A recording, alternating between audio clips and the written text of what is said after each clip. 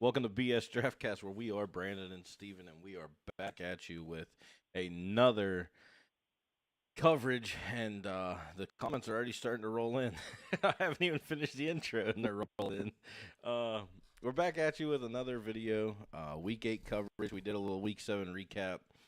We completely whiffed on the Minnesota Vikings game, -3. Some questionable call in that game, especially at the end of the game. I'm sure you've seen it around, Steven. The face mask call. But Yeah. yeah, I mean, hey, hats off to the Rams. They are healthy. They look good, and can't be perfect every weekend or every day. Every pick we make, you're gonna lose some. That's just the nature of sports betting. On to the actual intro. As always, I have Steven on the other line, and we're ready for some Week 8 football. Steven, how you doing this morning, man? Doing good, man. Feel good. Woke up, made some breakfast, had some coffee, got me a shower, man. I'm feeling good this morning. Yeah, I know that's right. Yeah, I got a tattoo appointment today at 1:30, so can't wait for that. Watch some college football while getting tattooed. Won't be too bad. Yeah, let's dive right into it. We got a divisional game right off the rip. Actually, let's answer this question real quick. Neighbors and Shakure for McCaffrey and Pacheco. Ooh, I don't know, man. There's, When's Pacheco well, projected to come back?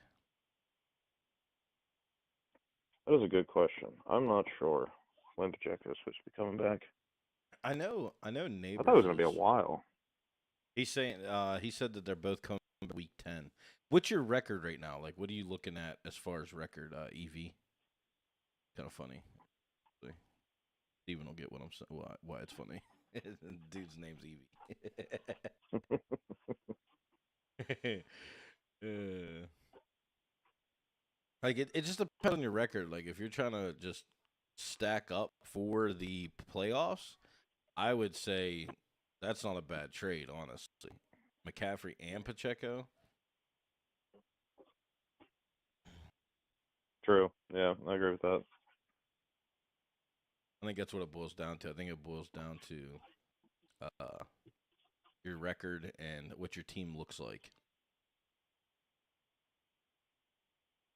Okay, so he said he's 2-4, but he needs a running back. He only has Kyron Williams, and he has Jamar Chase and Diggs at receiver. Uh, Yeah, I'm reading now. Christian McCaffrey does, it sounds like, surprisingly close to returning. So, yeah, man. I mean, they're going to be when they come back. I don't think they're really going to miss a beat. I mean, they may be a little limited the first game or two back, but I think as the oh, I've season said that about progresses, everyone coming back, and look at the usage Puka got yesterday exactly. Yeah, that's true too. or Yeah, because Thursday. Puka got he went Puka off got his. He got Thursday. his. Yeah, he did. So yeah, I mean, honestly, if you can afford it, Yeah, if you can and giving afford it, up yeah. Shakir and Neighbors, because Neighbors is he's kind of he's the only thing that the Giants really have, but he also has Daniel Jones throwing the ball. So it's you know it Take the good sucks with the that it's bad like there. that, but yeah. And then Take the good with the Shakir, bad. Keon Coleman, and Mari Cooper are gonna start kind of making their way, you know, higher on the depth chart. So honestly, I don't think it would be a bad trade, dude. No, I don't think it is honestly. And he said, they just making a good point. Giants are ass and worried about longevity, which you're not wrong. I mean, he's already gone out with a concussion once and missed a Yeah. game. So I don't think it's a terrible trade if you're okay and you think you can squeak by till week 10 without him. Yeah, absolutely. We appreciate you asking the question, dropping in. If you don't mind dropping a follow, sharing the stream, we greatly appreciate it. With the next question, we got Kamara, JSN, or James Cook at the flex. Lamar Jason or James Cook. The amount of usage James Cook, I have to go James Cook, man. Who's Kamara playing? The Saints have the The Chargers. Chargers. Hmm. And the Bills are the Seahawks. I think I would go with Kamara. Damn. Hang on, let me look up real quick. Let me see usage. Because As far DK is as going to to be out, running so backs. JSN theoretically should get targets, but because Kamara's used for everything, Seahawks run and so is defense Cook. is not great. And they're allowing 13 points to running backs out of the backfield in fantasy. Damn. That's a lot of points just out of the backfield. That's passing. Damn. Yeah, the Seahawks they're 29th currently with rushing yards allowed per game. Ooh. So that's not good. My thing that worries me with Kamara is with Rattler being the quarterback, he's not getting the same amount of usage as Derek Carr's giving him. I mean, hell, that last game he had like 13 yards rushing and I think like 20 yards receiving. That's it. Wait, Alvin Kamara has a broken hand? Wait, really? Yeah, I was trying to see. It's pretty vague. I was trying to get it to open up. Like, what? Alvin Kamara played with a broken hand in week 7. Yeah, I see Okay. that. Yeah. Yeah, and the thing with James Cook, Oh, you're going robotic. oh, here we go. Oh, you're good. See, this All is right. saying Alvin Kamara is 1-1. He played through broken ribs earlier this season and broke his hand on Monday versus the Chiefs and played through that. So is Yeah, I he think he's banged going to up? play. Oh yeah, he's definitely playing for sure. Yeah, because Yeah, Ray Davis has been getting some carries from Cook. So man, it's actually kind of tough whenever you start to kind of break it down a little bit. But for me, I can't go JSN just because you don't know what Seattle Seahawks you're getting. yep.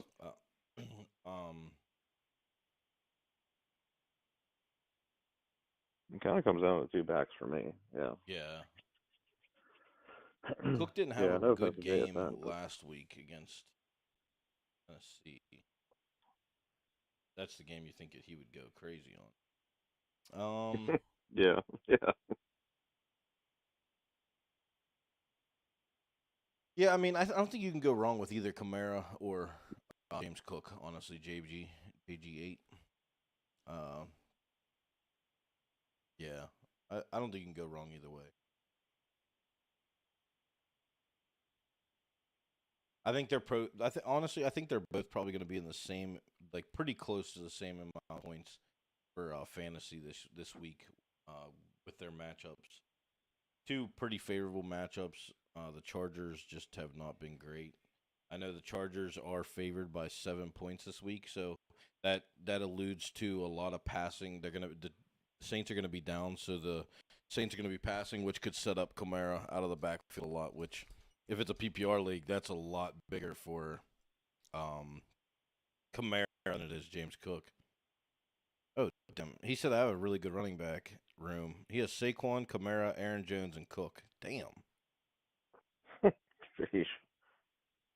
Yeah, looking at the spread, I'm actually gonna have to flip on the other side, and I'm gonna have to go Kamara just because they realistically, hypothetically speaking, I mean it's the NFL, we never know, but I would say that the Saints are gonna be down against the Chargers, and they're gonna be forced to pass the ball, which safety blanket for Rattler would be Kamara out of the backfield hitting them dump downs, and it's a PPR league. I mean that's a half point or a point per catch or point and a half, however your league set up. So yeah, I'm gonna have to go Camaro. Actually, that's where I'm at in it.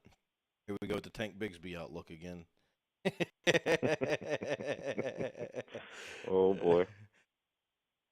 All right. So first game, 1 o'clock game. You got a divisional matchup: Baltimore Ravens versus the Cleveland Browns. Baltimore is favored by 8.5 points. This is the most points that we've seen Baltimore favored by. I do believe Jameis Winston is getting the start. Am I correct on that? Yeah, I think Jameis is starting. Okay. And the key injury on the Baltimore side would be Marlon Humphrey not playing, which, I mean, it's Cleveland. It shouldn't be that detrimental. I'm still running. If anyone's been following our picks since week 1, we're still riding the Baltimore Ravens money train. I'm taking Baltimore minus 8.5. I don't think there's any reason why they don't beat this team by 10. As long as their defense doesn't disappear in the fourth quarter like it has twice this year. What's your thoughts with this game? I think I feel the same way. I think the Baltimore should go over in this game. Obviously, with Marlon Humphrey being doubtful, that's going to be a blow. But I mean, Cleveland's offense has been pretty inept. But we are going in banged up this week. Zay Flowers with that ankle injury. Travis Jones is questionable. Nate Wiggins is questionable. TJ Tampa's questionable, et cetera, et cetera. So we're a little banged up this week, but I think we should go over on Cleveland. Jake567 asks, is Hill going to play? I mean, Tyreek Hill said, put me in your lineup. If that's who you're asking, I'm assuming you're asking about Tyreek Hill, not Taysom Hill. He said, put me in your lineup. So, and Tua's back, Tua's cleared, Tua's ready. So, for me, I'm pretty sure Tyreek Hill is playing. You have any update on that, Steven? No, it says he's questionable, but I'm knowing Tyreek, I think he'll play. Yeah, I'm looking. Oh, his foot. Okay. Yeah, Tyreek, and he was just added Thursday. Yeah, Tyreek Hill's playing. Tyreek Hill's definitely playing. Yeah, he needs to make up for some yards anyway, so he ain't missing this game. Yeah, right. Yeah, even though he didn't practice Friday, I 100% believe that he will be playing 100%. JG said, I don't know how I'm only 4-2. I have CJ, Jones, CD, Cooper Kupp, Kittle, Aubrey, and Kamara and 49's defense. I mean, hey, you must be playing the right people at the right time because a lot of them people were sitting out for some amount of time and had some bad games. So you must be plugging them in at the right time. Next thing we got the Colts and Texans. The Texans haven't looked good, man. They're kind of scary. Like it's kind of scary that they haven't like looked good. And is Nico Collins the cause of that offense being so horrendous? I mean, I can't. It's hard for me to believe that with the receivers they have and the amount of depth they have at receiver. But I mean, they lost another heartbreaker in last week against the Packers. But man, it's weird to me that this Texans team hasn't been dominant. They've showed flashes where you're just like, oh man, here we go. Texans are gonna start rolling, and then C.J. Stroud comes out and throws for 86 yards. Yeah. I mean, maybe teams have figured this team out. I mean, I don't know. Still have love for C.J. Stroud and their game this week. I'm taking the Texans, man. I think they bounce back. I think this is a big game for them. This is one of them games where they have to win this game because if they don't, the Colts are right back in it in the playoff race. And sitting at 5-2, and the Colts are right behind you at 4-3. I think this is a must-win, and I honestly think that they're gonna figure it out. Joe Mixon's been lights out. We covered that in the recap on what did we do that on Wednesday. So I think that the Colts take this game by more than a touch. Honestly, the Colts they've been squeaking out wins, man. And hats off to them. But I think D'Amico Ryan's going to get this team right, get this team ready to ball out. What's your thoughts with this game? I feel the same way. Yeah, I don't really know what's going on with the Texans as far as throwing the ball. I mean, they just don't seem. first of all, the offensive line is giving up a ton of Yes. pressure for whatever reason, but still, even with that, the talent you have around you and the ability that CJ Stroud has, you just expect more from him to extend the plays and get the ball into Stephon Diggs or Tank Dells or whoever's hands and just make the play and make the throw that we know that he can make. But they just seem out of sorts for some reason, and I think that Nico Collins does play a large part in that. But it is surprising. It's kind of like what we talked about with Tua and him not being in, and Huntley and Thompson and all them guys rotating in. But that's quarterback, so that's completely different. You having a receiver who is like Nico Collins obviously is invaluable to an offense, but you have Stephon Diggs and you still have Tank Dell. Like, I just don't know why they seem so out of sync when they're trying. Uh-oh. I think they're gonna stick to their Okay, game plan, keep pounding the rock, man. Hopefully the passing offense gets right. Yeah, and I think I think that they just need to go back to the basics, and because like you said it, their offensive line has been giving up a ton of pressure, and they just need to get back. And that's for the Colts. Anthony Richardson, you get what you get with him. Either he has a big game where he's using his legs, or he has a game where he just turnovers, turnovers, turnovers. And you don't really know what you're going to get out of the Colts. But you're right, they squeak one out. They continue to squeak them out. So I don't know. I don't think the Colts should be slept on, despite like game script and all that, because Right. they find a way to figure it out and win. But I mean, they need to play better on the offensive side of the ball too. Anthony Richardson needs to make better decisions and hone that arm in and throw more accurate passes. So both teams need a lot of work offensively, particularly in the passing game. That's for damn sure. Yeah, couldn't agree more. And the Colts get Jonathan Taylor back this week, I believe. That's a huge boost. Yeah, Yeah, that that's should be a huge. huge boost.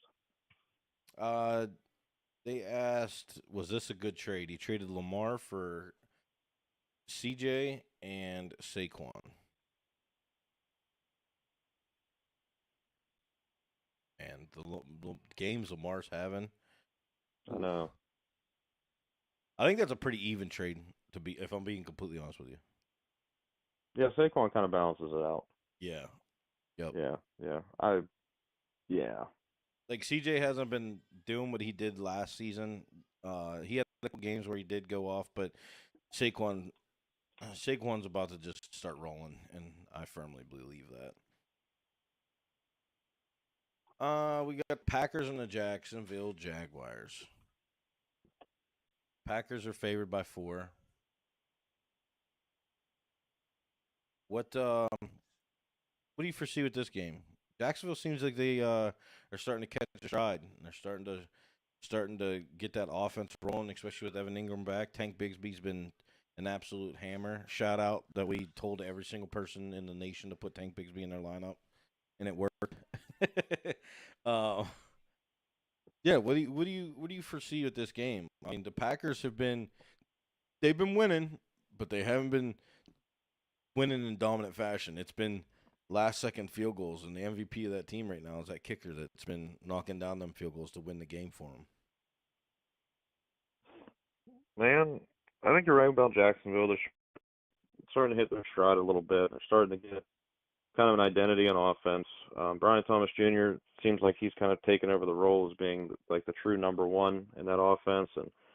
And Trevor Lawrence played a good game last week. It wasn't eye popping, like oh my God, Trevor Lawrence went off. But he took care of the football, which is one of his biggest problems, is his ability to take care of the Yeah. football. But that offensive line, once again, their line is not great either when it comes to pass blocking in particular. He gets kind of under siege, and he tries to roll out and make plays out of the pocket, and sometimes it works, sometimes it doesn't. But on the flip side, with the Packers, man, I think the Packers are starting to get. I think they're starting to get rolling. Jordan Love's a couple more weeks removed from the injury report, and it seems like they're starting to get something going. I would like to see somebody really come out and be like the true number one of that receiver on that offense, just because they have a bunch of guys who are all really good, but I just want to see somebody really come out and take over. And it's kind of been Dobbs, and it's Watson, and it's Jaden Reed, and they spread the ball around a lot, but it's just getting that consistency going. But the Packers they're starting to get some traction. So I think that should actually be a good game. It just depends on what Trevor Lawrence you getting. You know, Yeah, we 100%. say it every week. We say it every week. You're not wrong.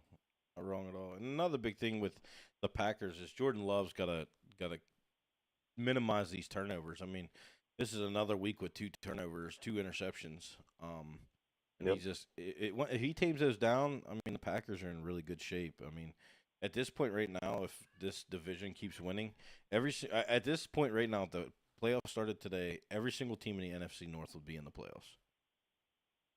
And I mean, if Packers are in third in that division right now, which is kind of crazy to think, it's sitting at 5-2. But um, the Packers, I think that if Jordan Love can get them turnovers uh, dialed in, I think the Packers could be a force to be reckoned with. I mean, it's kind of like they made that run last year at the end of the season.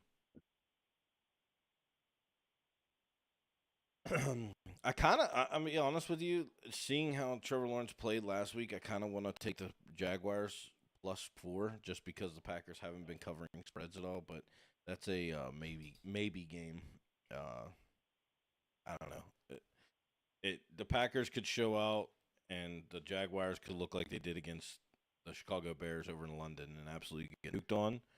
Or the Jordan Love could turn the ball over a bunch, and the Packers could just hand this game to Jacksonville. So it's a very, very questionable game, to say the least. Tennessee Titans versus the Detroit Lions.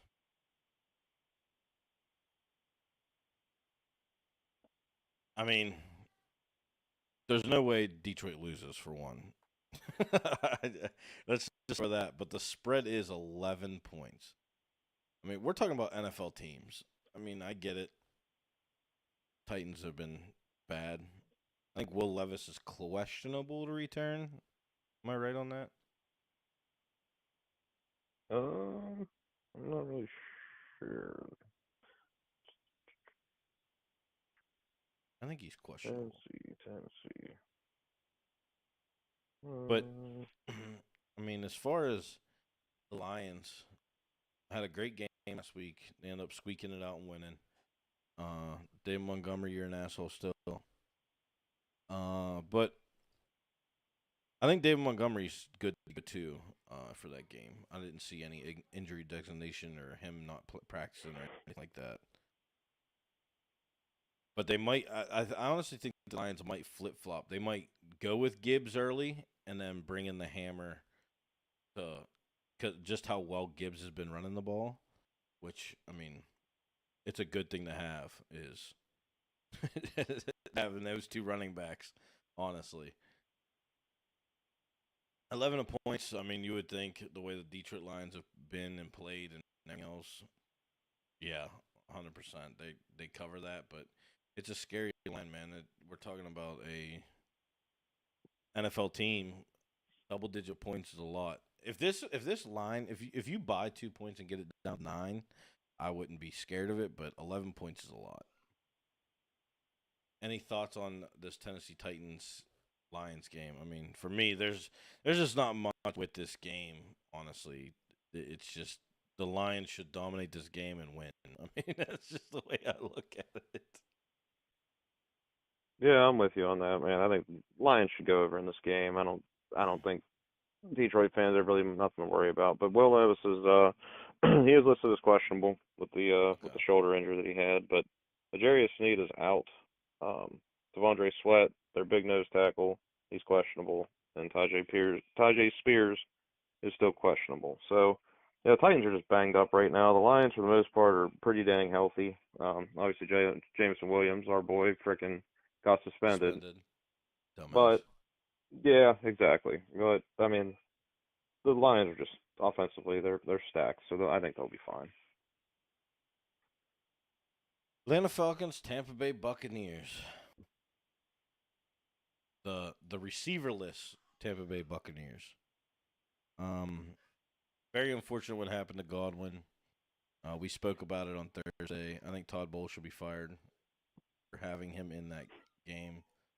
I mean, I guess it's ignorant to say that, but I mean, there's no reason for him to be in there. He's on IR. He had surgery, and then obviously they're without Mike Evans. And the spread only being 2.5, this is 100% a lock for me. I think the Buccaneers are gonna the Atlanta Falcons are gonna force Baker Mayfield to try and force the ball into window that Mike Evans and Godwin are catching, and I don't think that they have the receivers to do it. They're gonna lean on the run game heavy in my eyes, and I think that you're gonna see a bounce back from Kirk Cousins in this offense. Any key injuries in that game, other than obviously Tampa Bay don't have any receivers. Well, yeah, that's yeah, they're kind of a mess. I think we talked about it a little bit with Mike Evans. He's not expected to be back until after the bye, Right. so that's I mean, and Godwin, he's obviously out for the season, but yeah, Justin Simmons is doubtful for Atlanta. He's been playing really well for them. Yeah, he has Uh, actually. They moved yeah, him so back to he's safety. doubtful. Yeah, Bucky Irvin has a toe injury, so being a running back, that could affect him. What's that? I was just laughing. Toe injury. It's funny to me. Oh. Oh yeah. He has a toe injury. I don't know if it's like turf toe or if he just kind of got it jammed or what. But yeah, I mean, for a running back, that could be something that he gets rotated out with Rashad White with. But yeah, Tampa Bay right now, I expect a big game from Cade Otton. But I mean, Baker Mayfield losing your top two receivers, who would probably be number one receivers on just about any other team, is huge, huge blow. So I think Atlanta goes over in this one for sure. Yeah, I think it's a disrespectful line, honestly, having it at 2.5. I mean, it's disrespectful. So it's kind of like the Ravens game last week, only being favored by 3. It was disrespectful as hell. So, yeah, I think that Atlanta. That's another bet for this week is Atlanta minus 2.5. Um, Obviously we'll cover all the bets we're gonna go with at the end of the podcast, like we always do, and I'll post them on the Facebook page just so everyone has them, and I'll post a video on TikTok as well. Um, Jets and Patriots. Jets are heavy favorites in this game. They're 7-point favorites, and I'm gonna be honest. Vegas is leaning heavy, and Vegas wants the Jets to be good. They favored them last week against Pittsburgh. They have a heavy favorite this week against the Patriots. And as bad as the Patriots are, I'm telling everyone right now, I am taking the Patriots +7. I don't think the Patriots. I think the Jets win this game, but I don't think the Patriots. I don't think they win by a touchdown. And something drastically changed in the in practice this week. The Jets are the Jets, and they better hope that Brees Hall isn't the leading receiver again this week, because that's not gonna. You're not gonna win games like that. And I think that Aaron Rodgers is really gonna force the ball to Devontae this week. He only had 3 catches for 30 yards. But I just this Jets team sitting at, what are they, 2-5 right now? I believe. Yeah, two and I five think right so. now, and they're in New England. They have a 1-3 road record. Uh, I I wouldn't be surprised if this game comes down to a field goal, man. Either one way or the other. Just for the fact that the Patriots haven't played bad defense, and Drake May seems to be getting a lot more comfortable within that offense. But I don't know, man. If they can force turnovers like Aaron Rodgers has been doing, I mean, you said it on the podcast Wednesday that you've never seen Aaron Rodgers turn the ball over like this. I mean, this is back-to-back weeks with at least 2 turnovers, and that's not very Aaron Rodgers like. And unless he gets right and doesn't turn the ball over, you could be talking about a 2-6 Jets team against a terrible, terrible Patriots. What do you foresee? What do you want to see out of this Jets offense? As far as, I mean, they have every weapon you could possibly want. They have a dog running back. They have 3 amazing receivers. I'll say 2 amazing receivers, with a third receiver being Alan Lazard, who obviously has a big repertoire with Aaron Rodgers, and a rapport, not repertoire, has a good rapport with Aaron Rodgers, and they have a really solid uh, tight end and Ty Conklin that just does the dirty work and gets them grindy yards when you need them. And offensive line isn't terrible. They played fairly well against the Steelers, only giving up 1 sack.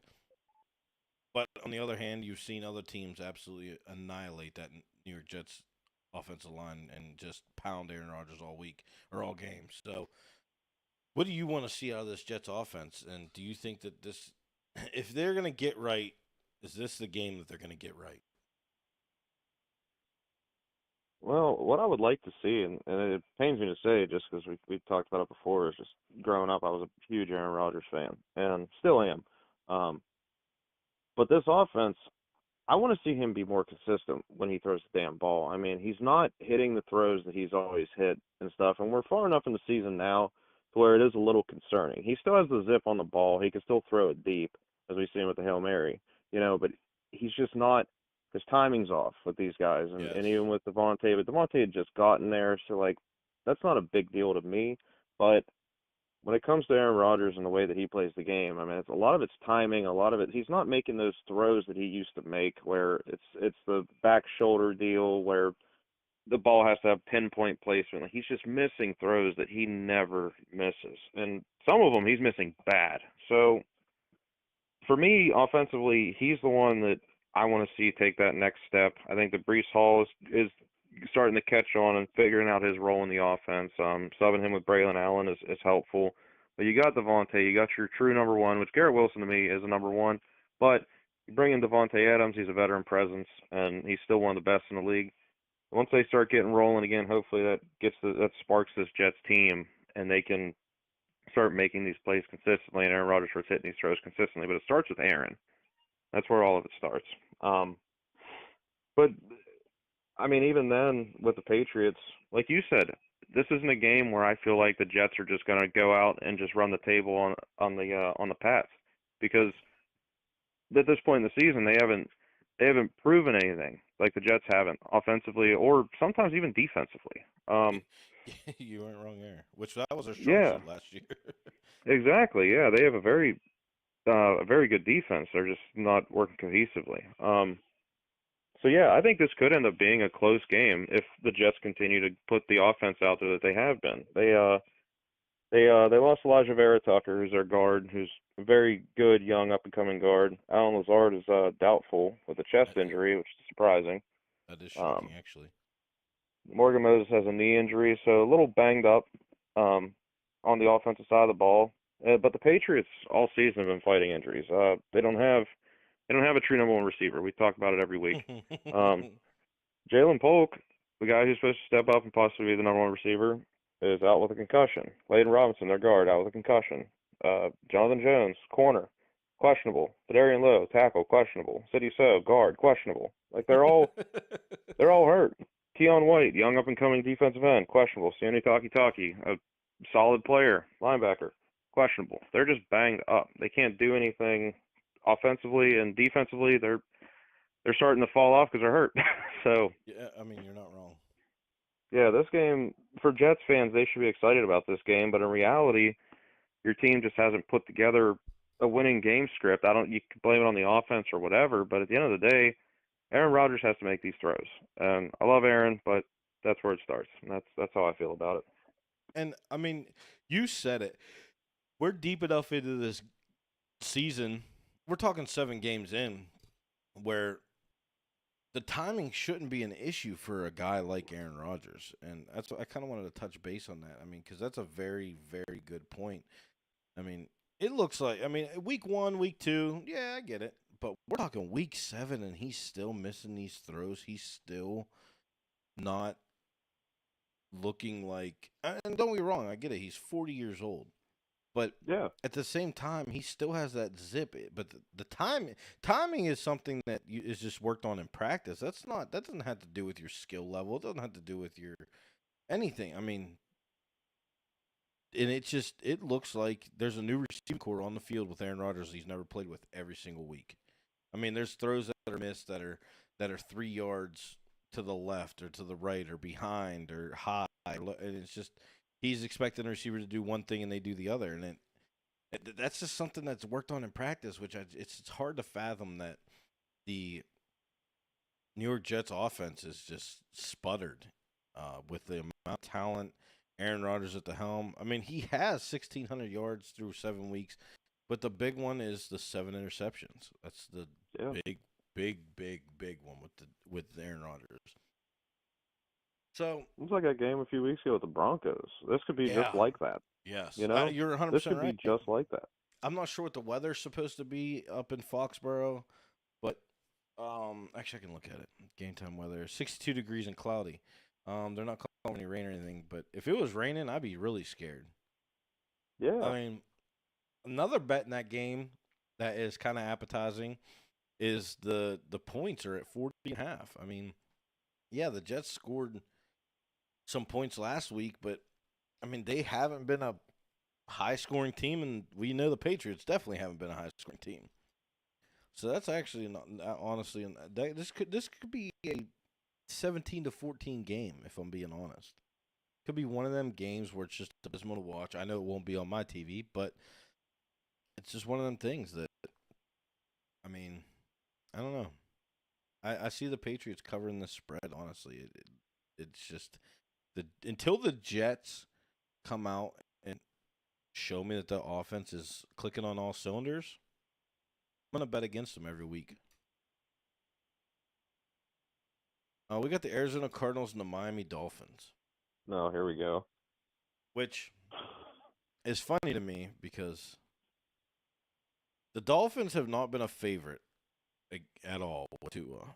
The minute Tua is cleared from concussion protocol, they're automatically favorites against the Cardinals, which, to be honest with you, is kind of shocking because the Cardinals just won an absolute dogfight against the Chargers last week.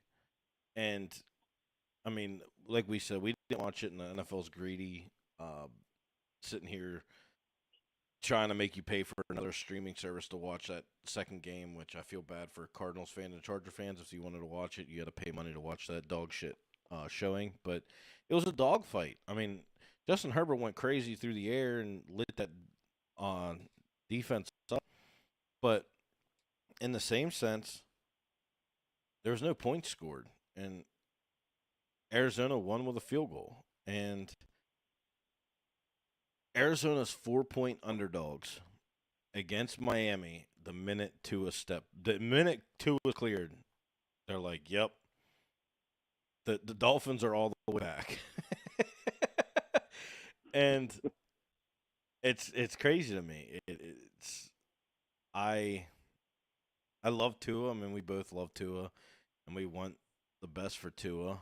And I hate to see anyone get injured, especially to that extent and the amount of injuries that he's had. But it's supposed to be a little rainy. Have some weather down there in Florida. Tua comes back. I mean, bro, everything in me wants to take the Dolphins -4, but one wrong hit and that entire offense goes from a Ferrari to a Ford Tempo. I mean, it's crazy to think that an offense can just disappear with Tua being out, but we've seen it for the last couple of weeks that this offense doesn't exist. They might as well put defense, just punt the ball when they get it on offense and hope their defense can score a touchdown because this team is abysmal without Tua under center. The one thing I do want to say, though, I think Jalen Ramsey is all the way back. Jalen Ramsey has been playing outstanding, especially last week. Yeah, they lost, but he played amazing in the week prior to that. And that's going to be a matchup to watch with Marvin Harrison Jr. and Jalen. What's your thoughts of this game with Tua coming back and being right back in that offense? They said during practice he looks great. I mean, Tua always looks great coming out of injury, but I should say concussion. But I mean, we're like we said, he's one wrong hit. The hit that he took didn't look like it was bad when he went out against Buffalo. And got put on that IR with the concussion. So, what's your thoughts of this game?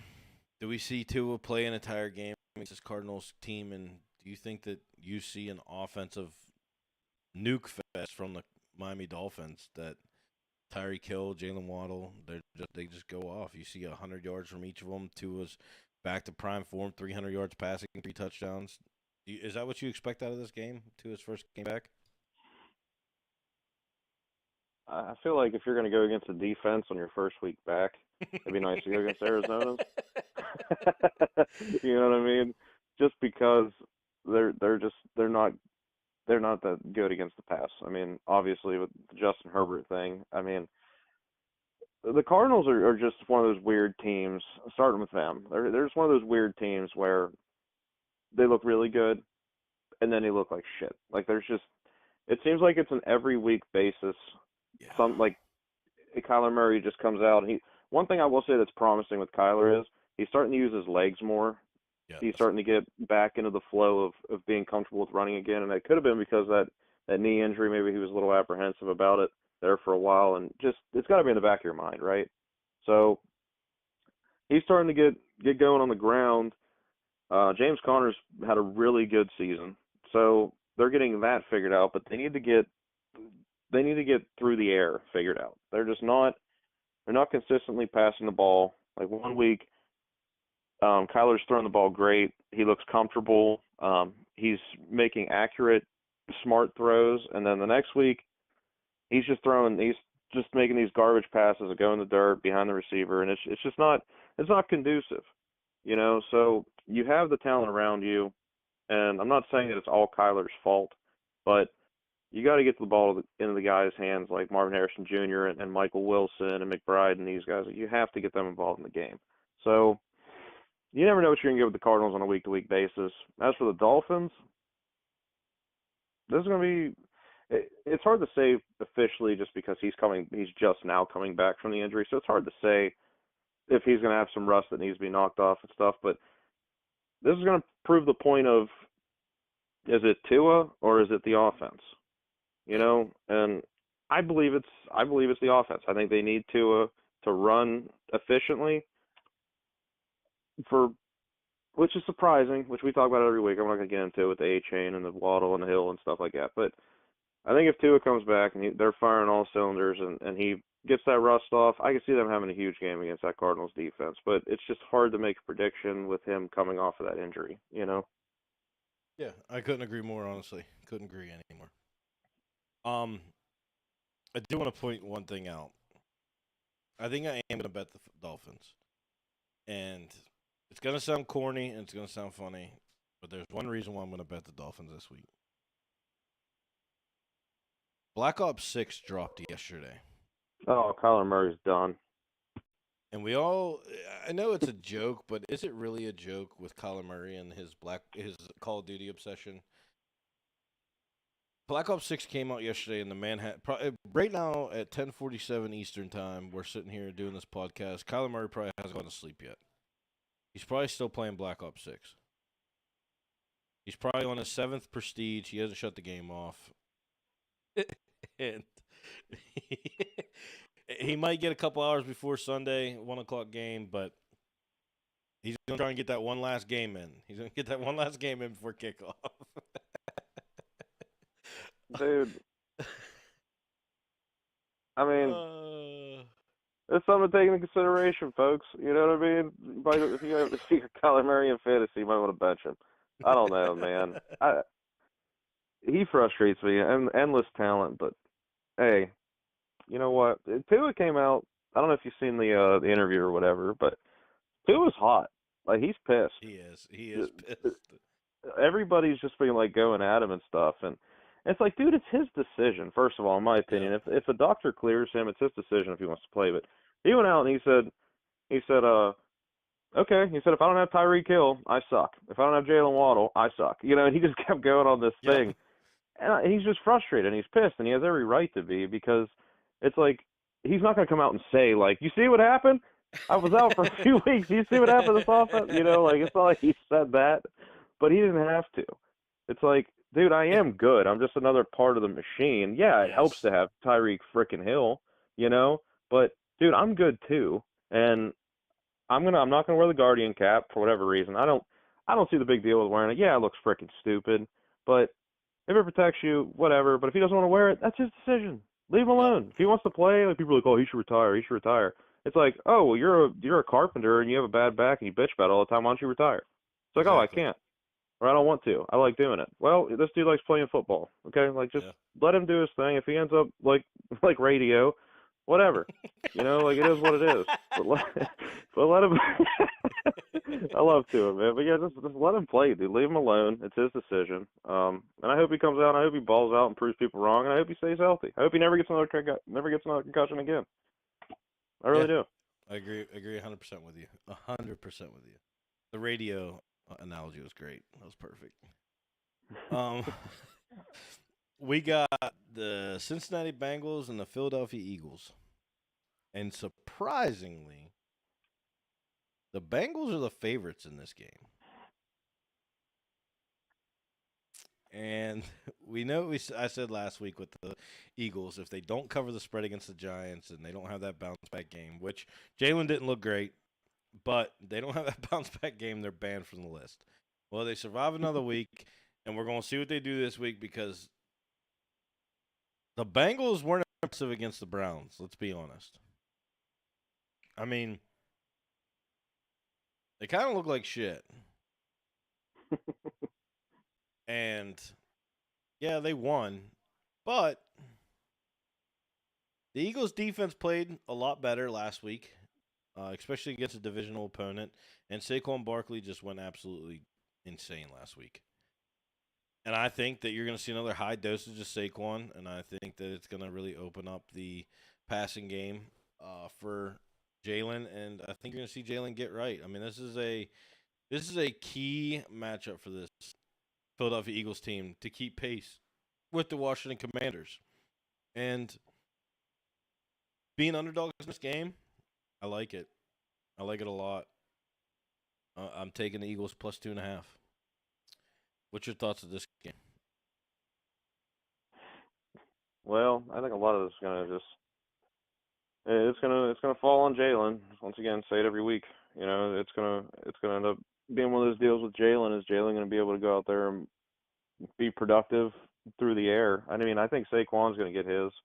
I'm not saying he's gonna go have an eruption like he did last week and decimate the Bengals, but the Bengals defense has been not great this year. I mean, against the No. pass and the run. So And they need Dax Joe Hill's out. Burrow. What's that? Dax Hill is out.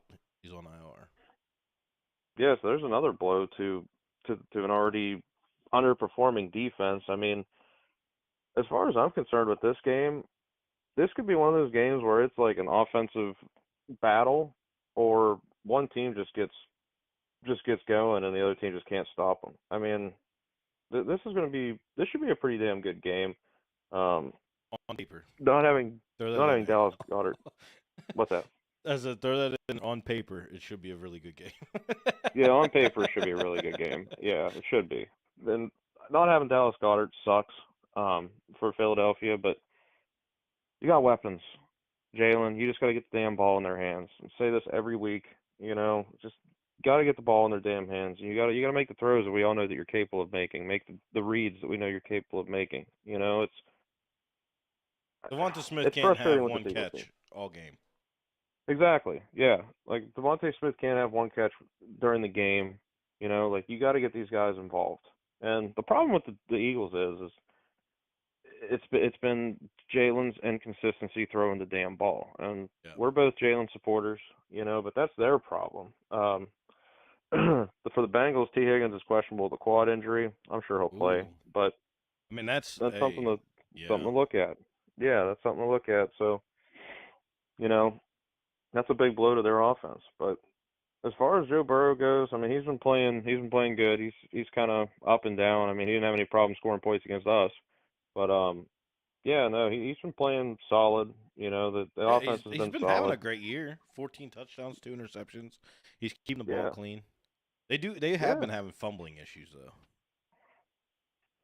yeah, and I think it helps. I think it helps getting a running game going too, with Yes. Chase Brown kind of stepping into that lead role because he's been playing really well, and he's a guy that can hit it coming out of the backfield. So this should be a good game, but that Cincinnati defense has been struggling, and man, Jalen Hurts can't hit the broadside of a damn barn. So this game can go either way. I think it should be a good game on paper, but I don't know what you're gonna get with either one of these teams. You're not wrong. You're not wrong at all. We got the New Orleans Saints and the Los Angeles Chargers. And this Chargers team, What is wrong with the Chargers? it feels like every single year we say that. I mean, you mentioned it, I think it was 2 podcasts ago, about the Chargers and the squad that they had back in the 2000s. And, bro, I don't get it. I don't get it. I don't either. I mean, we just talked about like the last podcast, I think it was, about how the Chargers have actually been healthy, Right. and now they're hurt again. Like their whole damn offense is just hurt. I'm like, as if they weren't struggling enough already, to get in the end zone.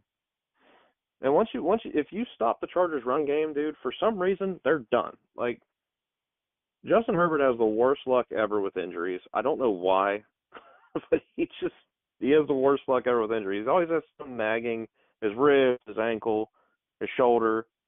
The Chargers are frustrating. They're very That frustrating. is a frustrating team. Especially a team that we like. I thought for sure that Harbaugh would have Herbert in the talks of top 5 quarterbacks this year, and Herbert's played well. It's not that he's like throwing interceptions every game. I mean, he has 1 interception, but he also they're playing like it's 1980, and it's just run the ball every down and hope that on 3rd down we can pass and get the 1st down and then go back to running the ball. And granted, last week Herbert lit the skies up with the passing yards against the Cardinals, but man, it seems like there's like a lack of confidence, or maybe it's just like you said, the nagging injuries with Herbert. And I mean, for me, hats off to J.K. Dobbins for staying healthy. I mean, we're going into week 8, man, still on the field, so hats off to him. It's something Baltimore didn't see every year throughout the years of him being healthy throughout the season. So hats to him, and he's doing a damn thing. But I don't know, man. It just seems like the defense is in a weird spot, and the offense, like you said, it's the injuries are adding up. That they don't have a true number 1. I mean, obviously, Herbert really likes McConkey, but this team's in such a weird spot to me. And I'm not touching this game personally. I don't like it. I think you have 2 teams that literally, if their running backs go down, it's a wrap, because that's what they're relying on. Yeah, and I mean, not for nothing, like, I know it's the first season with Harbaugh as the head coach, so there's going to be that acclimation period and whatnot, and figuring out their identity, 100%. So I knew that was coming, and like they've had some injuries here and there when Alt was hurt and Rashawn Slater was hurt and all that, but I mean, as far as just you have your quarterback, but he's just over the years he's consistently banged up, and I'm a Justin Herbert guy, like he's awesome, but damn injuries, man. They just snuff this team out. Darius Davis is doubtful. Quentin Johnson is doubtful. DJ Chark's questionable. Hayden Hurst questionable. Will Dissly questionable. Ladd McConkey questionable. Like Joey Bosa, of course. I mean, if anybody expected Joey Bosa to play 16, 17 games in a year, you're kidding yourself. Like, just stop it. Yep. Okay, the dude's glass. All right, like he's good when he's out there, but he's starting to get in that overrated territory at this point. I agree. He's always freaking hurt. Yeah, I agree with he's that. Always 100%. hurt. Yeah, like the best ability is availability, man, and he's never available. So as far as this Chargers team, I don't know. Hopefully they start getting right. Hopefully they start getting healthy, for later in the season, and kind of keep squeaking these games by and find their identity. But the Saints, onto the Saints, man. They had a great start to the season. I mean, they did. They had a great start to the season, man. That 2-5, Derek man. Carr injury just that was the beginning of the end. It really was. It's unfortunate because I know Saints fans were pumped. You know, they hadn't Yeah. had a reason to be excited about anything in years. You know, and Derek Carr's, I don't know, they quit the whole Taysom Hill bullshit, which we were bashing last year. You know, with the we're gonna put him in, and then we're gonna pull Carr, and then we're gonna put Carr back in, and Carr's out there ice cold, and people are shitting on him. You know what I mean? They're like, oh, Derek Carr sucks. It's like, no, he gets freaking 10 snaps to Taysom Hill's 4. So they finally figured it out, like, oh, we should let our quarterback play quarterback.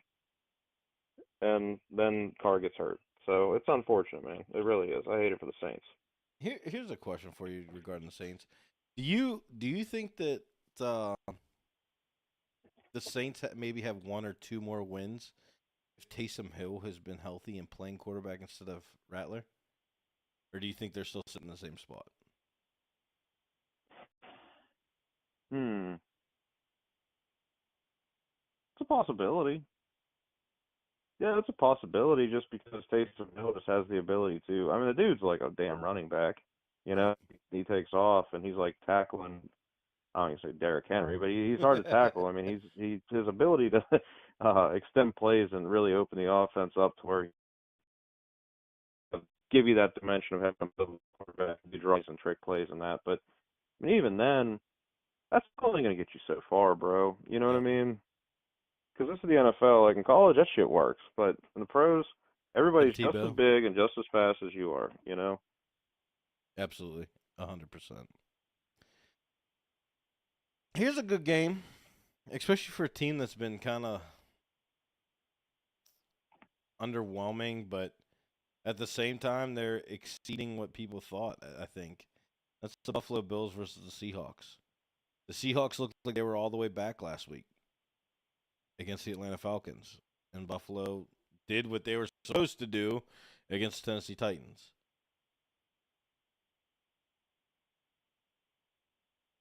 The Buffalo Bills are favored by 3. You mentioned the key one earlier, DK being hurt. I think that takes a lot away from the Seattle Seahawks offense, especially because it seems like DK is their deep ball guy. But, I mean, you have JSN, you have Luckett, Kenneth Walker. I I want to see Josh Allen really show out this game. Yep. Yep. Play like he did at the beginning of the season. Yep. I know Curtis Samuel's out for the Buffalo Bills, which he really seemed like he was starting to find his way in that offense. But they have Amari Cooper now. So, and obviously this is the second weekend, a little bit more time with the offense, learning the plays, learning everything. Keenan Coleman's been playing very well for Buffalo, and then obviously James Cook we mentioned earlier as well. They are in Seattle, so you have the 12th man factor. But I really want to see Josh Allen show out this week against the Seattle Seahawks, who they really figured it out last week against the team, which I thought would be a lot better than it actually was. Um, the Seahawks dominated. I mean, dominated the Atlanta Falcons, and the defense really showed up against the Falcons last week. So for me, I don't know if I'm betting this game or not. It may be an add-on later in the day, Sunday, but for me, I don't know. The Bills, one week they look like, okay, we're talking about a Bills team that's gonna walk into the playoffs, they can cause some damage, and then for 2 weeks straight, you looked at the Bills and you're like, damn, this team sucks. This team is absolute ass, and they have no one to throw to. And then all of a sudden, I mean, they should have lost against the Jets. Let's be honest. I mean, the Jets left 9 points off the board by missed field goals. And Yeah. They should have lost that game. right, I mean, there's no question. Yeah, there's And an then argument to be made for that. Yeah. dominate the Titans, which they should have, as they should have. And it just seems like the Bills either, I mean, they got absolutely nuked on by the Ravens, which we called that. But like when they're winning, they're dominating. Dolphins 31-10, Jaguars 47-10, Titans 34-10. But when they're losing, it's just an offensive struggle. And blame it on whatever. I mean, you can't blame it on turnovers by Josh Allen because the dude hasn't thrown an interception yet. It's just lackluster offensive game plan, it feels like, and it just looks bad. Anything that you see with this game, any pick on this? Do you think that the Seahawks win this? Do you think the Bills win this? Uh, so this game's interesting just because of what's at stake for both teams. I mean, this is a big game for both teams, and these are two really good teams. But man, not having DK is, I mean, I don't think people really understand how big of a blow that is to that Seahawks offense. Like that is big, but they don't have their starting right tackle either, Abraham Lucas. And man, the Seahawks I feel like as long as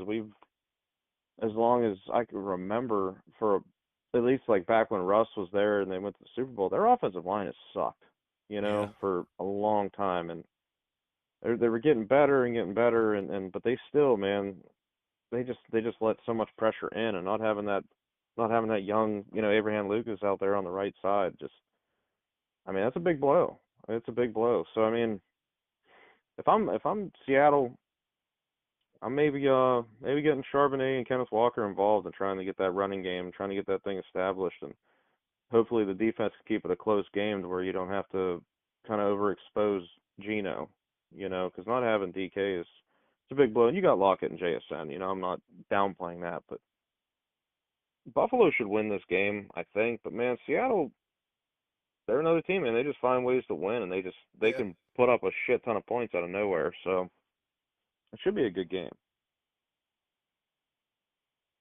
Next game, the game that everybody wants to see as long as everyone's healthy, and it's just for two players. It's just because they're both rookies. The Chicago Bears versus the Commanders.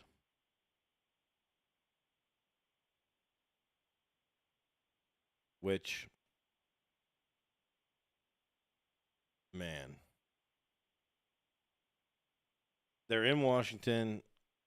That stadium's gonna be rocking just for the sheer fact that they have something to cheer about. They have something to be excited about. Jaden Daniels has been doing a damn thing.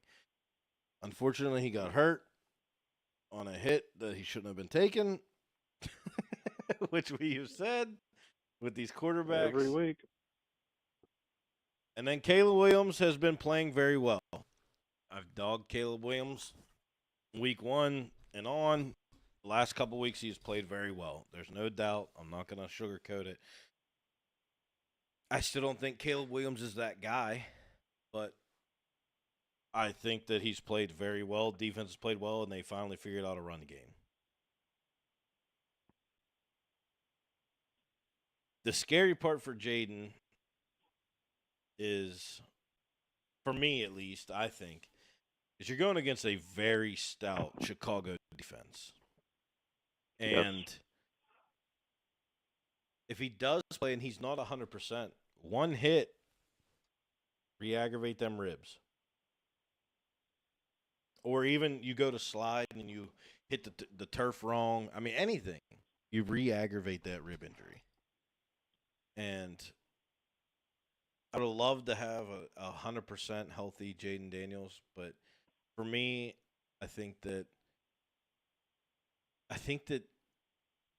Jaden's not going to miss this game unless he gets hurt on the field and then he gets taken out. I think he's going to play, even though he holds that injury designation.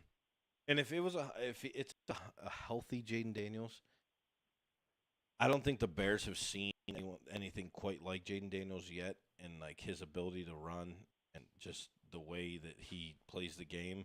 I think it gives Chicago a fit, and the Commanders would cover the spread. But unfortunately, I'm not betting this game. I'm worried about that rib injury with Jaden Daniels. I mean, anyone's ever had a rib injury, you can't laugh, breathe, sneeze, nothing. We're talking about he's playing quarterback against grown-ass men trying to take his head off. So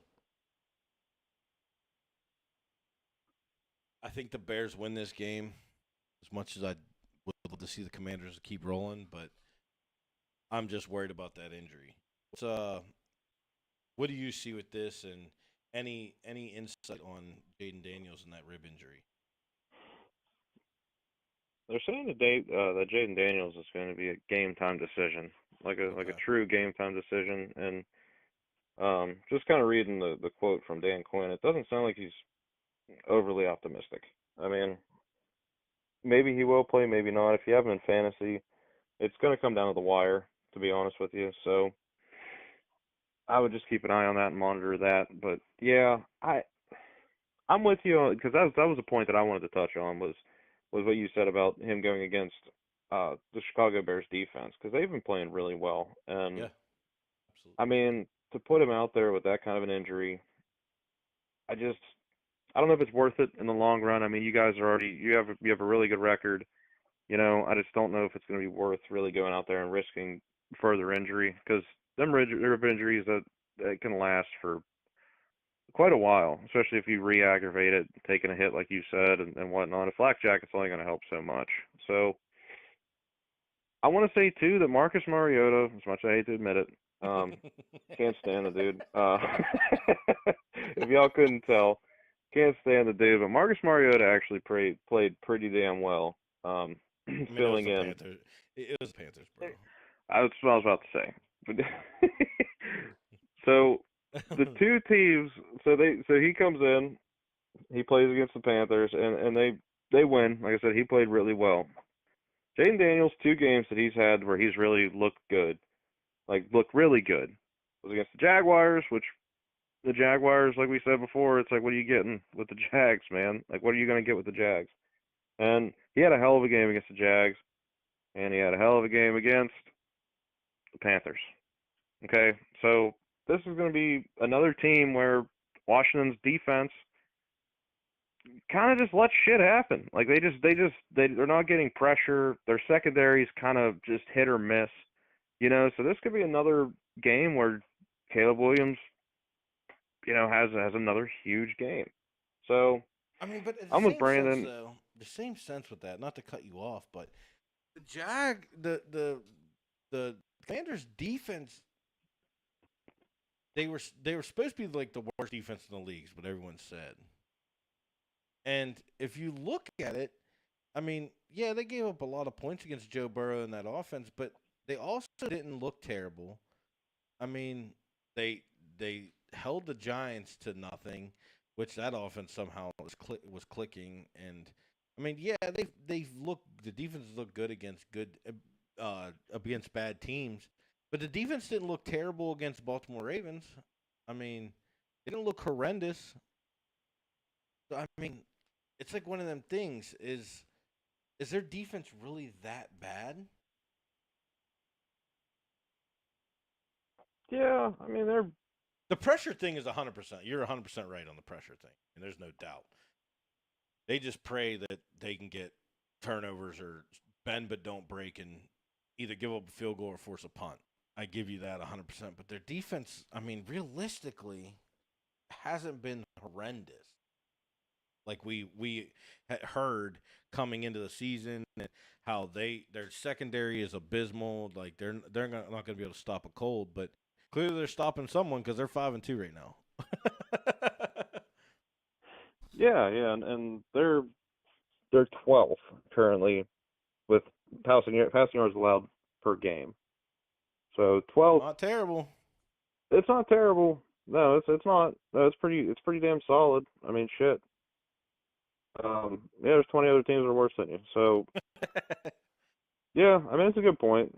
It is. No, it's definitely a good point. So once again, played the Panthers. Like Yeah, the right. offense is garbage. So I think it's going to be. I would feel confident if I was the Commanders to have Marcus Mariota go out there.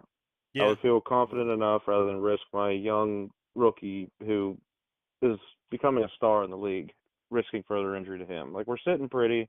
Marcus seems to have pretty damn good control of the offense.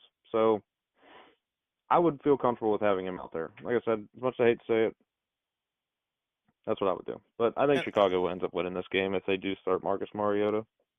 I agree with you. I agree with you 100%. And let's be honest. I mean, it doesn't get any easier for the Commanders in the upcoming weeks. I mean, in 2 weeks you have the Steelers. So I mean, you I risk further injuring Jaden Daniels, like you said. You got the Steelers, you got the Eagles, you got the Cowboys. I mean, it's not great looking forward for pass rush wise. Well, it depends on what Eagles defense shows up, I guess. And then the Cowboys. I mean, it all depends on Micah Parsons on IR? Or is he just out? No, he's just out. So Yeah, I think uh, yeah. they might get Micah Parsons back, and then you're really running the risk of Gino's getting hurt or hit. But one thing I do want to touch base on for sure, this is just strictly for Chicago Bears fans, and this isn't me dogging that team by any means. I'm just gonna say y'all better get the next 3 wins because it gets scary.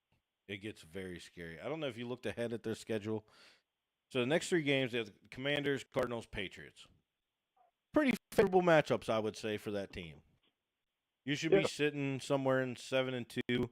Maybe you drop one to the Cardinals because the Cardinals figure something out, one game, whatever. But after that Patriots game, you have the Packers, the Vikings, the Lions, the 49ers, the Vikings, the Lions, the Seahawks, and the Packers to close your season out. I mean, that is terrifying. Yeah, that is some tough sledding there. And I mean, you said it. I mean, I'm not dogging them, but you played the Titans, the Texans, the Colts, the Rams, the Panthers, and the Jaguars so far. I mean, you're not in the meat potatoes yet, and it's coming. And we're going to really see what Caleb Williams can do. But I just Yeah. wanted to throw that out there, just a little tidbit of what they have to come in the next in 4 weeks from now. It could get ugly for Bears fans. Kansas City Chiefs, Las Vegas Raiders. I don't have shit to say about this game. I'm not touching this game. I don't care about this game. D Hop, obviously, uh, with the Chiefs. The Raiders are the Raiders, man. They, yeah, yeah. I don't Yeah, I have don't even anything to think say. the Chiefs don't even need the refs for this one. They shouldn't. They shouldn't. Yeah. Yeah, they I won't even mean, need the D refs Hop for this better one. watch his kneecaps. Patrick Mahomes might try to take him out. I was ignorant, but it's funny. D Hop better watch Yeah, them it's funny. kneecaps. Nah, I, if you got Brock Bowers, start him. yes, yes. Cause that's all that team's got now, dude. It's the Brock Bowers show. That team is sad as hell, dude. It's so That team is bad. so sad. It Yeah, is so bad. another easy win for Kansas City. Yeah, it's a walk in the park for Kansas City, Oh, and I hope the Chiefs lose to the Raiders, dude. Oh. that'd be the greatest thing ever. But I mean, let's be honest here. But you know what? I do want to say something about this game, and it's not specifically about this game. It's specifically about Patrick Mahomes. He's playing like shit. Nobody's talking about it.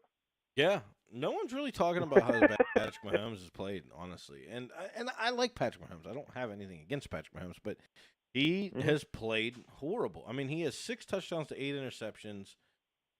I mean, this is very un-Patrick Mahomes like, to say the least.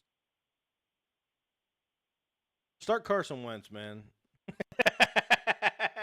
Fred Warner, you're soft too, by the way, dude. If I see somebody run, I don't care if it's a 15-yard Yes. penalty.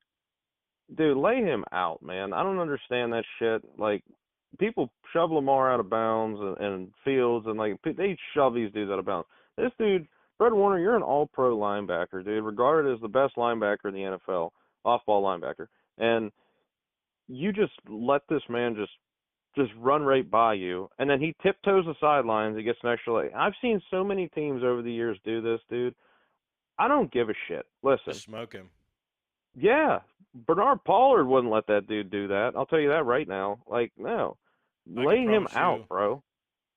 Cam Chancellor, these quarterbacks weren't doing that when Cam Chancellor was in the league. No, exactly, man. Brady tried that, and Nate Clements showed him he ain't doing it. So, yeah, like, yeah, man, like, they just let this dude just do this, and then they'll like this defensive back, he ran right past him and, like, put his arm out. Patrick Mahomes is 6'4", like 230 or some shit. Like, you're not gonna like, hit him. Like, I don't get it. At that point, he's a runner. Even if you get a penalty, who gives a shit? That's 15 yards that I'd be willing to give up. Yep. As long as it's not in, like, meaningful minutes. Lay him out. That's the bad part, man. If you look back at that play set them up. They were the 49ers were only down by 2 points, and that play set the Chiefs up to go score a touchdown. So it kind of wasn't a meaningful matter. I mean, like, if you level him, one, it's going to put in the back of his mind. Yards. Yeah. Like, damn, I ain't doing that again.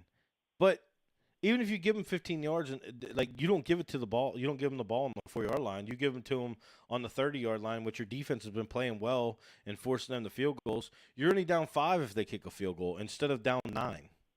That's the way I look at that. And lay him out.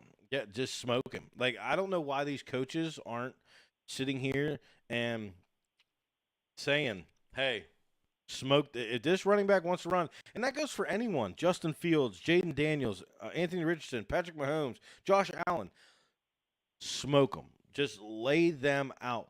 I don't care, because it is too favored in this league for running backs or quarterbacks to run towards the sideline, and everyone's like, okay, he's going out of bounds, and then he tiptoes down the sideline like Patrick Mahomes did for 33 yards. Like, I'm sorry. If his foot is in bounds, level him. Hit him. Because they all do that. So they'll fake like they're going out of bounds. Like, they'll kind of tiptoe over like they're going out, and then they just turn upfield. And it's like, dude, hit him. Who cares? Even if he goes to go out of bounds, if that foot does not touch that white line, smoke him. Someone needs to sign Swearinger and just cut him every week after the game, and he goes to every single team that's playing the Chiefs. And he just goes out and levels. Just get some no-name bum, big dude off safety something, and just have him go out there, you know, and just put him on the damn field. If Patrick Mahomes freaking runs, dude, just have him level him. I don't care, man. Like, I'm so sick of seeing this dude. He has that awkward, weird-ass run. Like, he's not fast. Like, he's fast compared to us, obviously, but, like, he's not fast in NFL terms. Lay his ass out. And I don't want to see anybody get hurt, but listen, I'm trying to win the game. I'm running through him. If he's too dumb to step out of bounds, I'm smoking him. Yep, 100%. 100%. Period. I just had to get that out, because that shit's getting old, dude. This has been going on for like 2 years now. I'm like, why doesn't anybody just hit this man? Yeah, it's frustrating. It really is.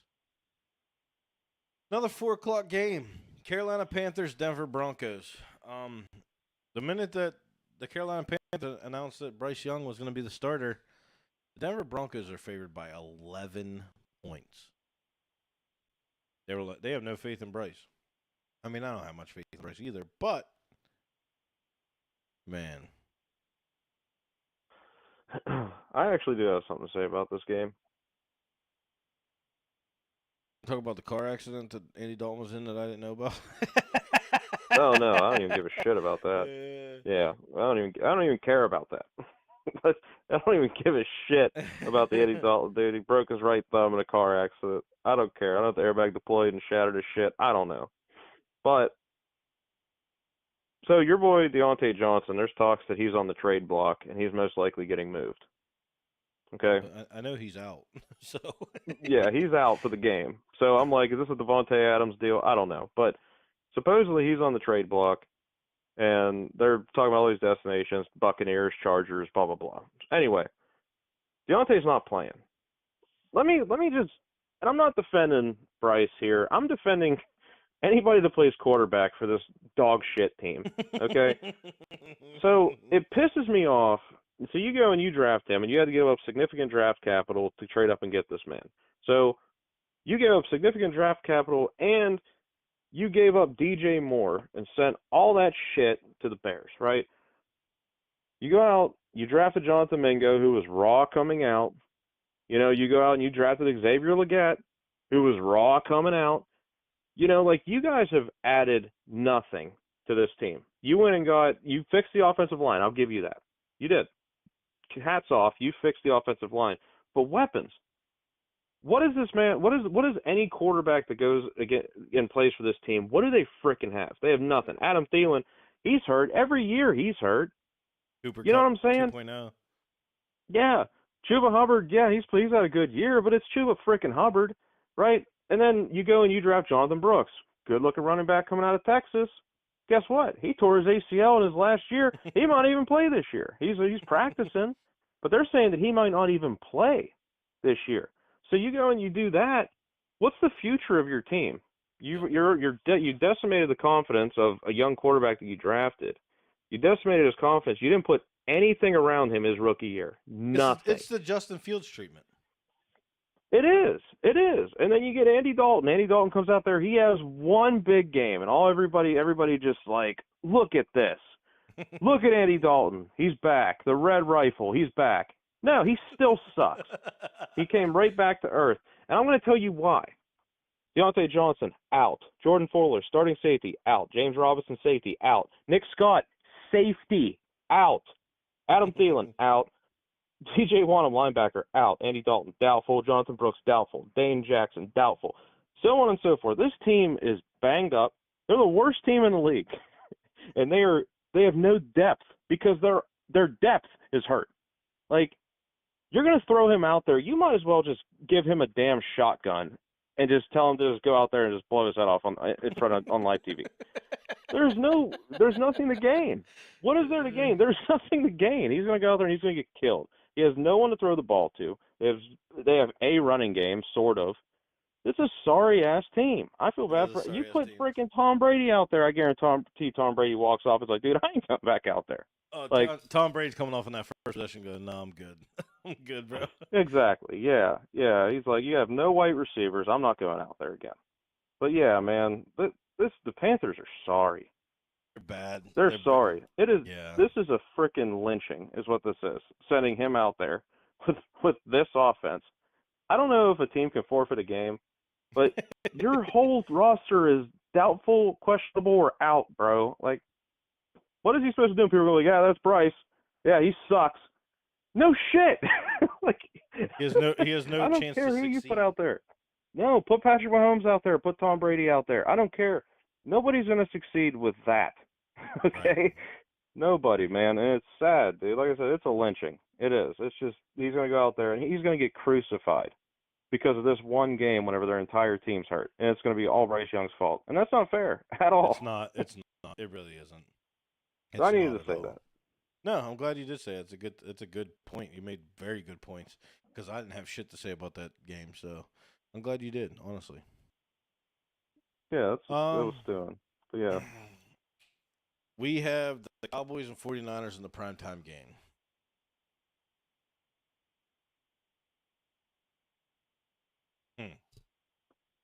We getting last week's Brock Purdy? Oof. Yeah, I don't know. I mean, you're without Juwan Jennings. You're without Brandon Ayuk. I'm pretty sure Debo's okay. I know he went to the hospital with that sickness he had. I don't know if I'll even touch this game because Dallas sucks, for one. And the 49ers aren't as good as everyone thought they were. What is wrong with the 49ers? I don't know. Their defense doesn't look dominant, and it's not like they lost everyone. It's not like the Buccaneers defense who lost all these pieces. I don't understand what's wrong with their defense. The offense, it just does not look great. I said it when Brock Purdy got the start that he'll come back to life and people will figure him out, and it really has shown that I think they figured him out. He's a product of the system, man. Shanahan's offense, he gets quarterbacks paid, bro, and they fit in his system, and they don't fit anywhere else. And I honestly think Dallas wins this game, if I'm being honest.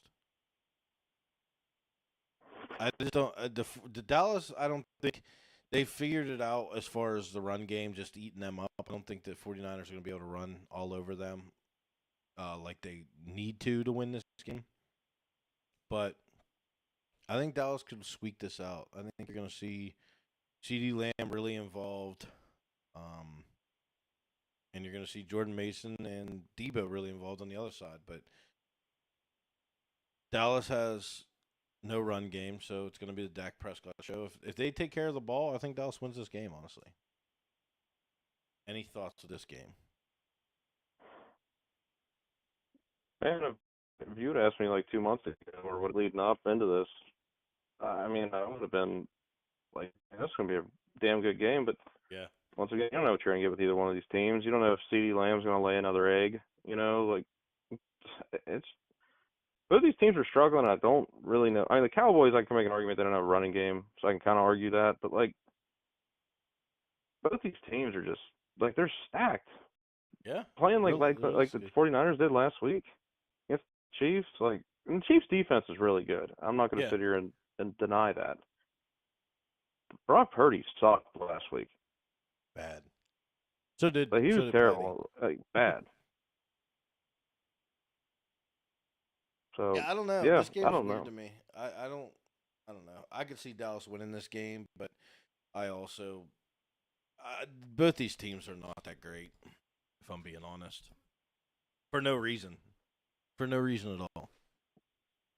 Yeah, they're just underperforming like the Eagles. You know, those three teams just. It's like, what is going on here? I mean, San Francisco, you lost Christian McCaffrey, but I mean, you're still able to run the ball. Yeah. Like, they're still able to run the ball, and dude, I don't know what's wrong with either one of these teams. And like I said, this game before, I would have been like, man, it's gonna be a slugfest. You know, the 49ers defense and the Cowboys high octane offense. No, dude, it's not even like that. It's not. Yeah, I mean, once again, on paper, it should be a good game, but I just don't know what to expect from these teams week to week. Yeah, same. Our final game closing out Week 8. Your Giants and the Pittsburgh Steelers.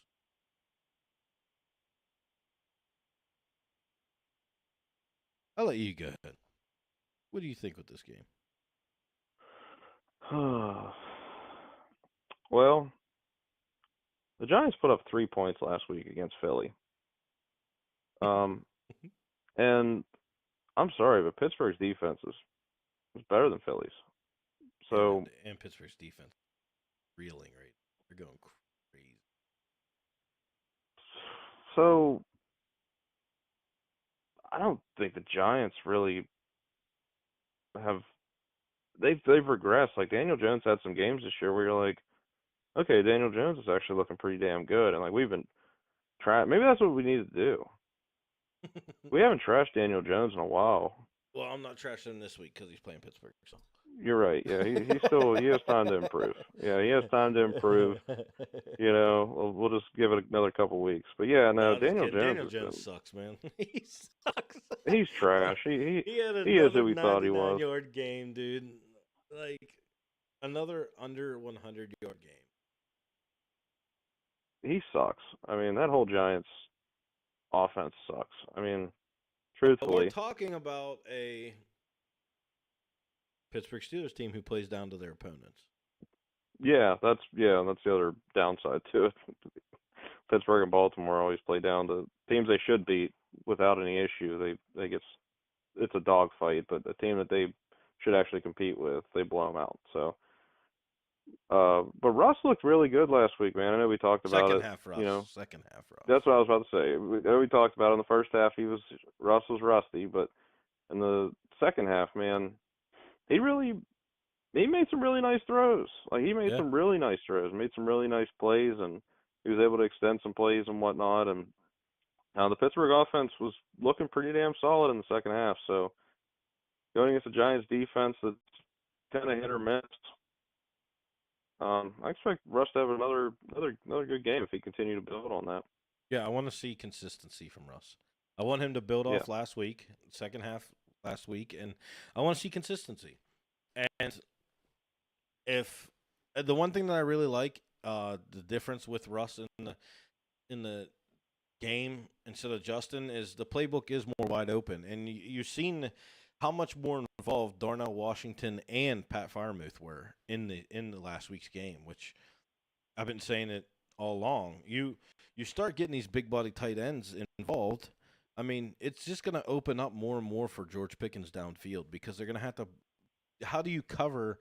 You can't shade a linebacker underneath of George Pickens on these in routes or post routes if you have Darnell Washington or Pat Firemouth coming out of the backfield because they got to put a body on them guys because they're athletic, they're big, and they're hard to bring down. So, I mean, seeing the playbook open. I like it. I mean, it sucks for or for Justin Fields being handicapped and shackled like he was. But if Pittsburgh can really keep that run game and Najee, it's just every year it seems like the more the year goes on, he just starts tearing up yards. He had another 100-yard game last week. So realistically, we should be able to run the ball on this Giants team, and it should really open up the passing game downfield. I mean, I'm not going to sit here and beat the Steelers and Giants game to death because realistically, Pittsburgh should win this game with no problem. But you never know. Just for the sheer fact that it's Pittsburgh and they're playing Giants. And I want to say too, both teams, man, offensive lines are banged up. Yes. Pittsburgh's been having. I mean, and guys have really stepped up in Pittsburgh's offense. On the offensive line, I'm sorry. Yeah, Zach Frazier was playing really freaking good, like really good, and then him getting hurt, and then McCollum coming in, and he was rock solid, man. He played well, but yeah, they've adapted well. But man, I want to say, dude, Giants offensive line, T.J. Watt and Alex Highsmith, Andrew Thomas, he had that Lisfranc injury. He's done for the season, and he's their Pro Bowl left tackle, and he's done. So I would look for Highsmith and T.J. Watt that defensive line in general. They should dominate at the point of attack. Well, we know TJ is going to get doubled and triple teamed all year this year. Every team, TJ has been hit by at least two guys every single play. And if he was one-on-one, he's gotten a sack or he's disrupted a pass to some effect. So, I mean, yeah. The one big injury that I'm hoping is it comes back. He plays. Deshaun Elliott has a back injury, and he did not participate in Thursday's practice. And Deshaun Elliott has been like that ace in the hole for Pittsburgh this year, which has been amazing. And kudos to Deshaun. Kudos to Pittsburgh getting him because Deshaun Elliott has been that other safety that Pittsburgh's been looking for next to Minkah. Minkah hasn't had the big flash of interceptions and this and that, but it's really letting Minkah be that. Minkah's a sure tackler. He's saving touchdowns. Minkah's all over the field. He's doing the dirty work, and just because he doesn't have a ton of interceptions, it doesn't scare me. Minkah is still an amazing safety. He's playing great, and I mean, granted, with Minkah Fitzpatrick, you think of Minkah, you think that a ball would just find him because he's a seeker, but he hasn't been fortunate enough to get them interceptions, but he's doing all the dirty work and really, really showing up, and especially with Deshaun Elliott playing that down in the box type of safety and kind of roaming the field everywhere, letting Minkah play more on the back end. Another one, Nick Herbig, is questionable with that hamstring. He didn't practice Thursday, but you get Nick back. Nick was balling, dude. I mean, Nick was playing really well, man. And honestly, you get Nick back, rotate him in and out with TJ and Highsmith. It's just another piece of the puzzle that can really affect this game, especially on the defensive front.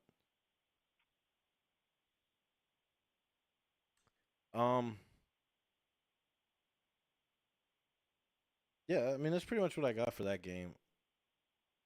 I would assume Pittsburgh would win by at least a touchdown, but as much as I want to bet Pittsburgh, I can't. I can't bring myself to bet them. I can't because every time I bet Pittsburgh, they lose by like a field goal, and I'm not doing that to myself.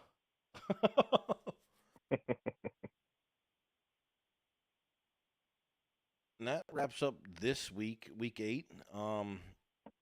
Real quick, the bets. We're going Baltimore minus 8.5. We're going Houston minus 5. We are going Eagles plus 2.5. And I'm going to take the Patriots plus 7.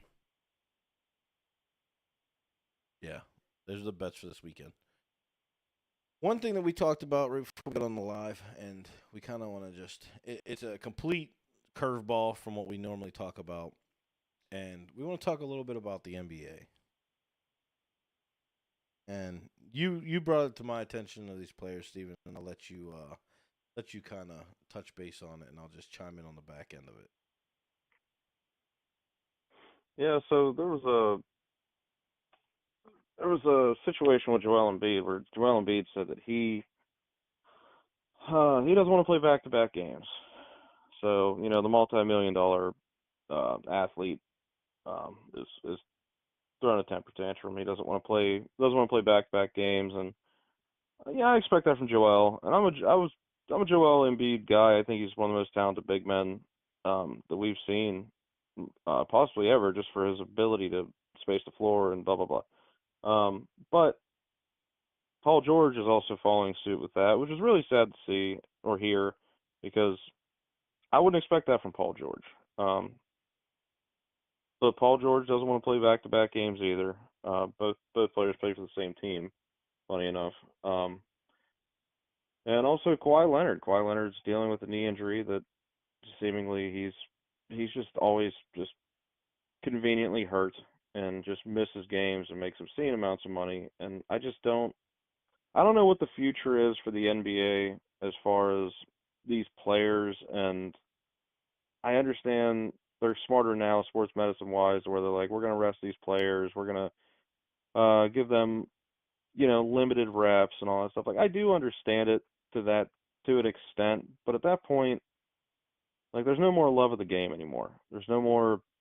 They're out there trying to make a legacy and trying to be the next Kobe, the next Jordan, the next, players now they get that big contract, they get paid, and they just slack off. We've seen it from James Harden when he was in Houston. The dude would drop 60 points on your forehead, but then he would just let defenders. He would just let the offense just run by him and just hit a layup or a dunk or whatever. Like he wouldn't play defense. So these players nowadays, direction the NBA is going. Brandon, do you think that it would make sense if the NBA put less games into a season?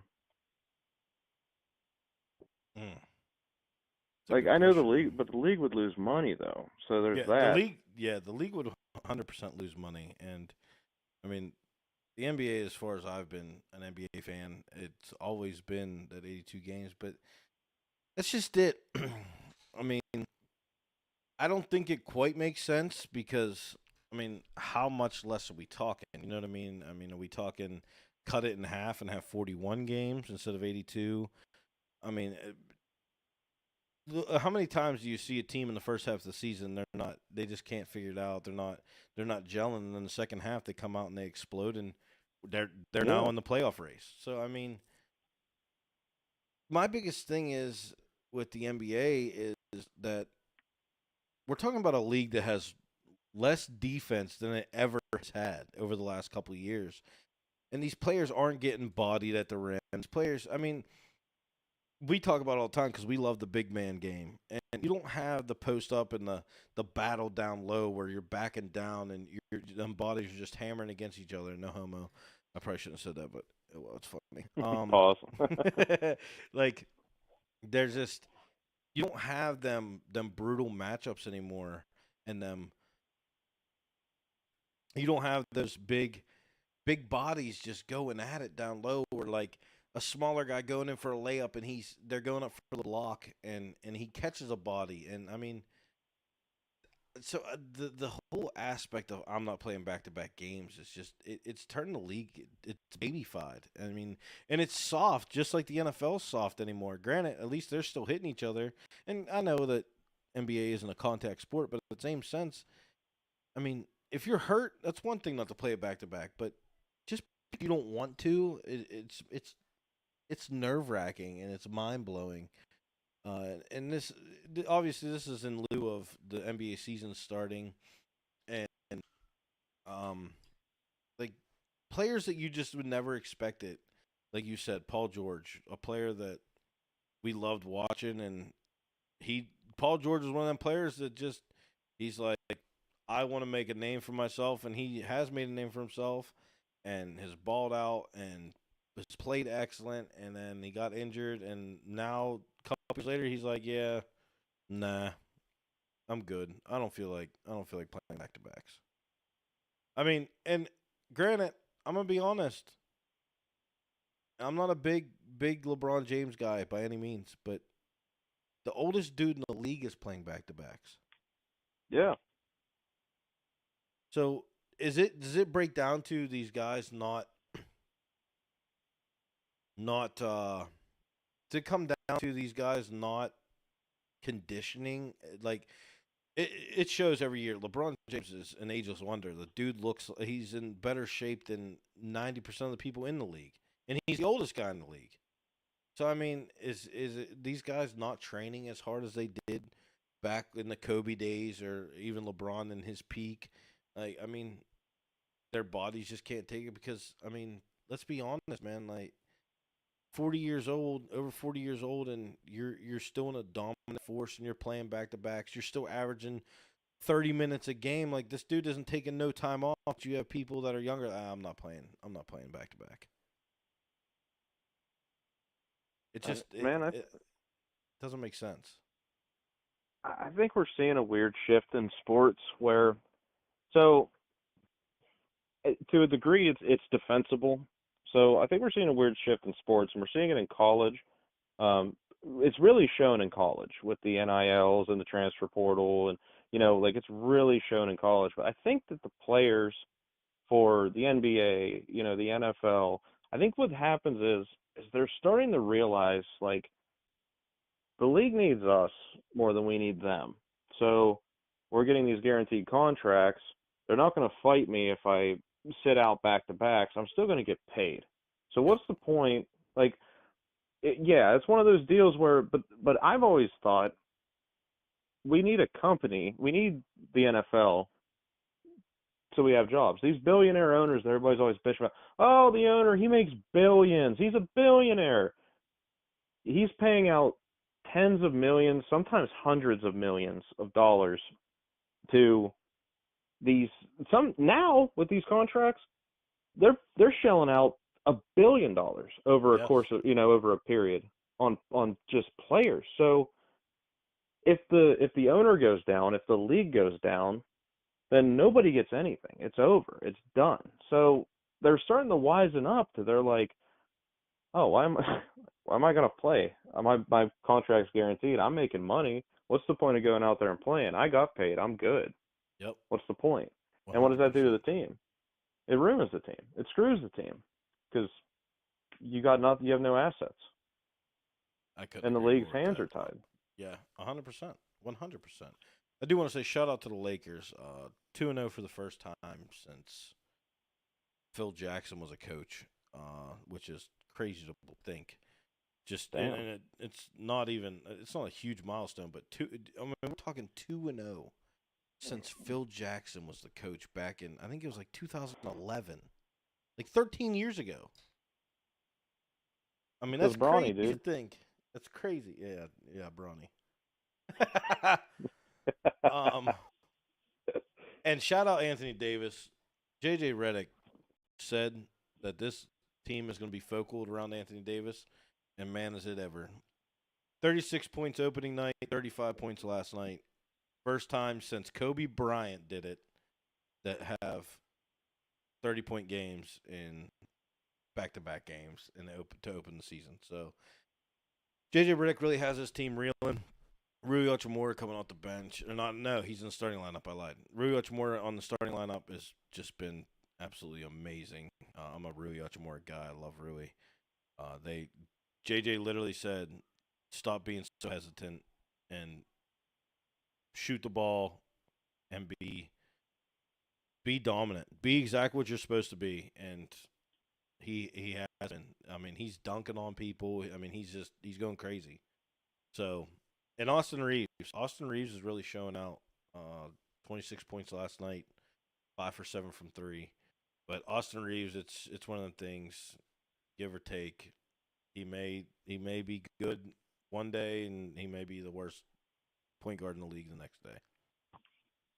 Yeah, we just want to touch base on the NBA, and we're gonna continue to kind of touch base on the NBA here and there, and as the football season, if we have bye weeks or whatnot, we'll have a podcast and probably just dive into the NBA and kind of go over some of the stuff. It won't be as in depth as the NFL, but kind of just touch with the NBA, and we just like sports in general, other than baseball. But glad to see the NBA is back in full swing, and Lakers are reeling. And by the way, the Lakers were down 22 at halftime, and came back and ended up beating the Phoenix Suns 123 to 116. And that Phoenix Suns team stacked, so that's all to them. JJ Redick seems like he's doing a damn thing.